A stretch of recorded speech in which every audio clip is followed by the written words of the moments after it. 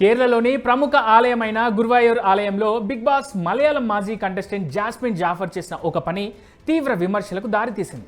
సంప్రదాయ చీర ధరించి ఆలయంలోకి వెళ్లిన ఆమె అక్కడ పవిత్ర కోనేరులో తన కాళ్లను కడుక్కుంటూ వీడియో తీసుకోవడమే కాదు, ఆ వీడియోను సోషల్ మీడియాలో షేర్ చేసింది. అంతే, ఒక్కసారిగా ఈ వీడియో సోషల్ మీడియాలోనే వైరల్గా మారింది.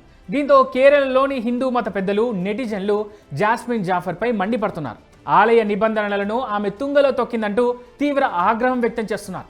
అయితే జాస్మిన్ రియాక్ట్ అయినప్పటికీ ఈ వివాదం కాస్త ఇప్పుడు మరో లెవెల్కు వెళ్లేలా కనిపిస్తోంది. ఆలయ సాంప్రదాయం ప్రకారం విగ్రహమూర్తులకు ఈ పవిత్ర కొలనులో స్నానం చేస్తుంటారు. ఈ కొలనులోకి వెళ్ళడానికి భక్తులకు అనుమతి లేదు. అంతేకాదు, గురువాయూర్ ఆలయంలో కోనేరులో పాదాలను కడుక్కోకూడదని గతంలో సుప్రీంకోర్టు కూడా ఆదేశించింది. కానీ ఇదేమీ తెలియని జాస్మిన్ జాఫర్ ఈ ఆలయ కొలనులో తన కాళ్లను ఆడిస్తూ ఓ రీల్ షూట్ చేసి తన ఇన్స్టాగ్రామ్లో షేర్ చేశారు.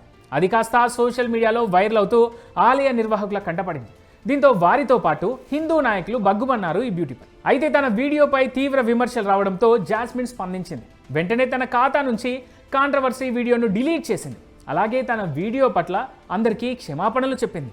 తనకు ఈ ఆంక్షల గురించి తెలియదని, ఎవరిని బాధ పెట్టాలని లేదా వివాదం సృష్టించాలన్న ఉద్దేశం తనకు లేదని జాస్మిన్ పేర్కొంది. జాస్మిన్ జాఫర్ చేసిన పని వల్ల ఆలయ పవిత్రతకు భంగం కలిగిందని భావించిన ఆలయ అధికారులు ఆగస్టు 26 నుంచి 6 రోజుల పాటు శుద్ధి కార్యక్రమాలు చేపట్టారు.